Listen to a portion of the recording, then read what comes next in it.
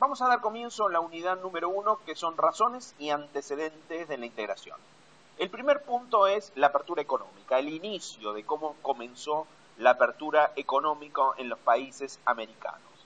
La apertura de las economías al exterior, mediante la reducción unilateral de la protección arancelaria y la adopción de reglas de mercado para la asignación de recursos, fue la manera como se intentó promover la capacidad exportadora de los países de la región latinoamericana.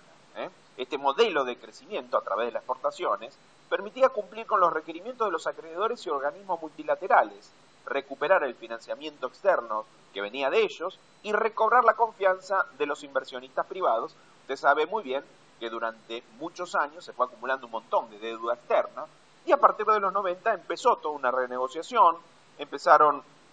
los países latinoamericanos a generar austeridad fiscal, disciplina monetaria, para poder cumplir todos los requisitos de los acreedores,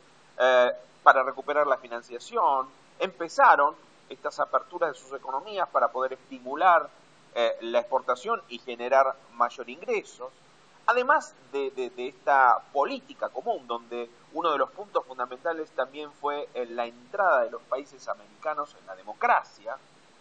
un argumento adicional para la generación de este tipo de aperturas de la economía fue la tendencia mundial a la liberación del comercio, que se materializó en los acuerdos de la Ronda Uruguay del GATT, que es el Acuerdo General sobre Aranceles Aduaneros y Comercios, y en la creación de la famosa Organización Mundial de Comercio,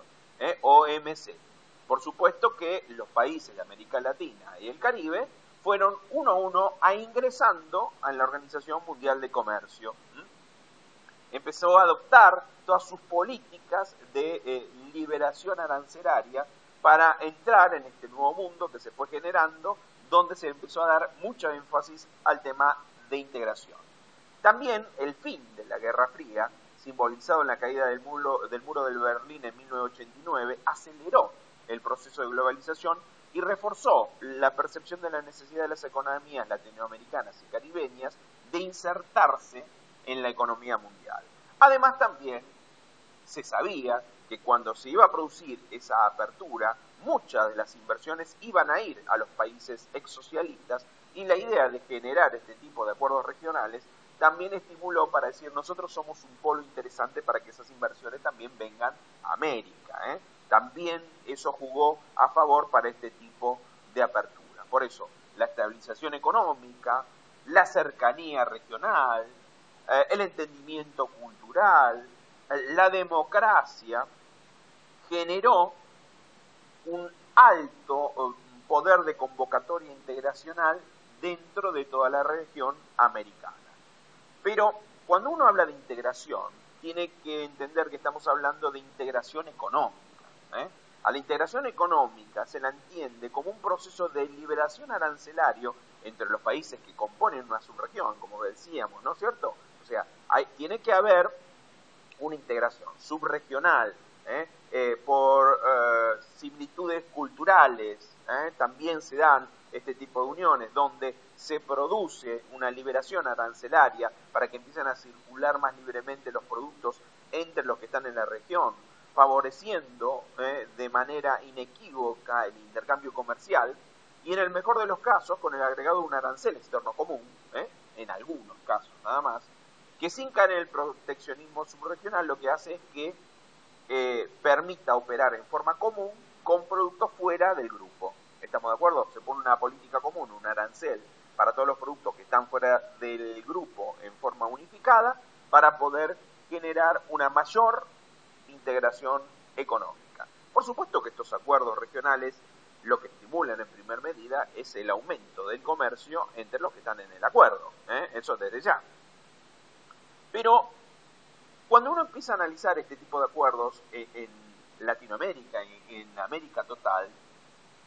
uno se da cuenta que en realidad no es una integración económica. Más bien se lo podría llamar áreas de negocios desarancelizadas, zonas de libre comercio, como vamos a ver la mayoría de casos. El proceso integrativo va mucho más allá, porque uno empieza a hablar de integración cuando dos o más actores se reúnen para crear uno nuevo, que sea capaz y reconocido internacionalmente, ¿no es cierto? y no necesariamente reconocido diplomáticamente, sino también por su condición de actor, que es la tendencia, por ejemplo, del Mercosur, de las uniones aduaneras que apuntan un poquito más allá, generando un mercado común, donde las políticas económicas externas tratan de ser similares, o por lo menos se coordinan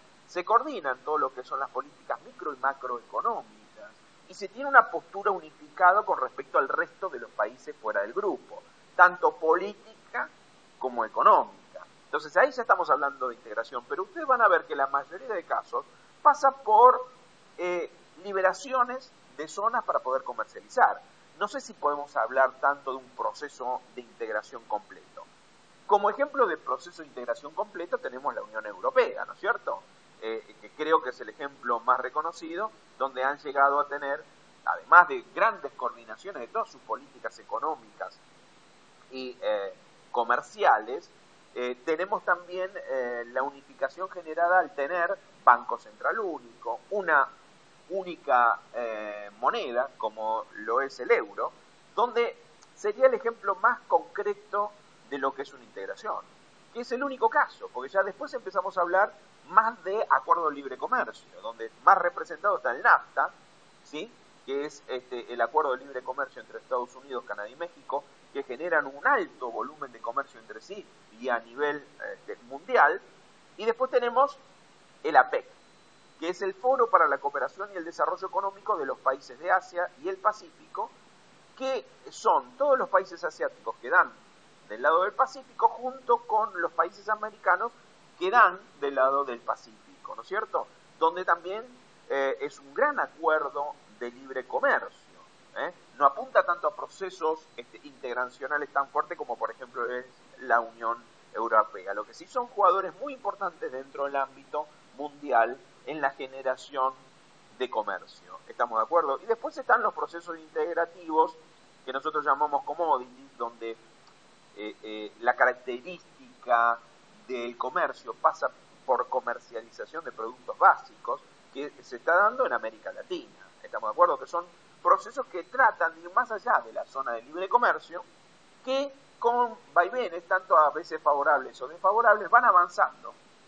y van generando una cultura de integración muy importante que por supuesto lo vamos a ver en los próximos